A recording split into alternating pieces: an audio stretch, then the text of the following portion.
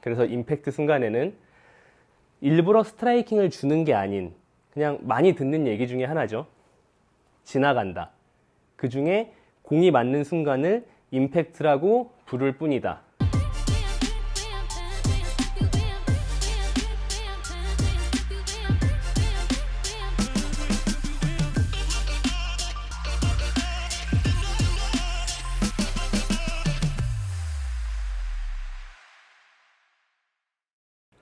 안녕하세요.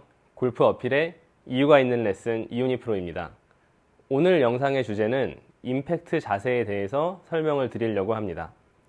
임팩트 자세는 되게 많은 분들이 좀 잘못 알고 계신 분들이 많아요. 어드레스 상태가 이렇게 섰기 때문에 다시 제자리인 어드레스 상태로 와서 공이 맞아야 된다 라고 질문하시는 분들이 상당히 많습니다. 그런데 임팩트 자세는 어드레스 자세와는 확연히 다른 자세입니다.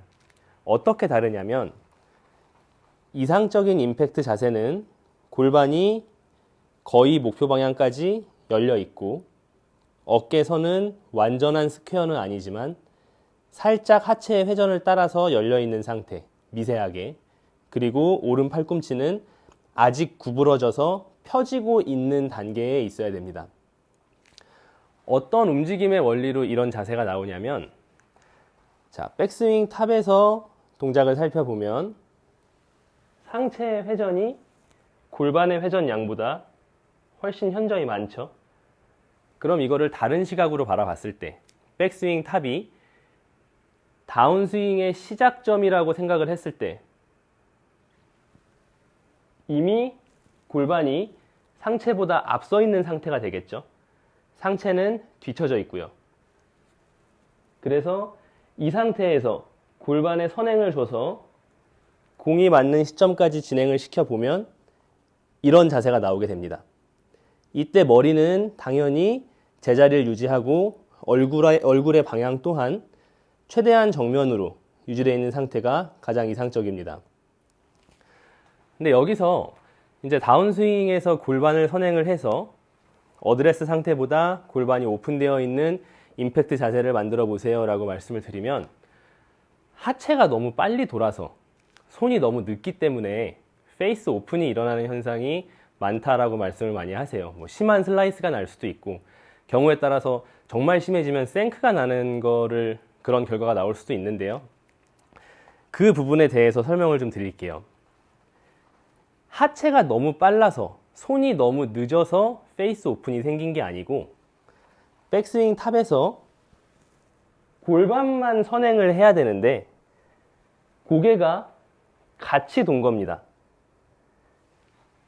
그렇게 되면 얼굴이 여기서 요만큼만 같이 돌아줘도 왼쪽 어깨가 굉장히 급격하게 오픈이 돼요.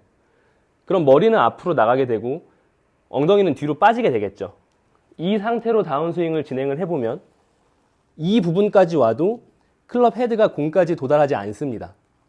그렇기 때문에 손이 늦어지는 듯한 느낌을 받는 건데요. 이 부분을 그냥 간략하게 설명을 드리면 하체만 돌아야 되는데 고개가 같이 돌았기 때문에 손이 늦어진 것처럼 느껴져서 오픈이 나오는 문제가 발생을 했다라고 말씀드릴 수 있습니다.